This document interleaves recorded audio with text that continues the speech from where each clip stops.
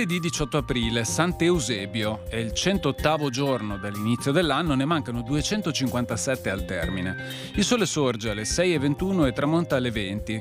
La luna si leva alle 5:50 e tramonta alle 18:03.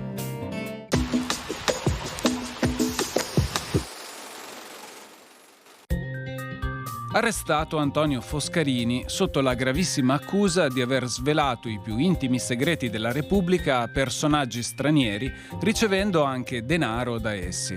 Era già stato arrestato nel 1615, ma allora le accuse si erano dimostrate inconsistenti. Il processo viene celebrato per direttissima.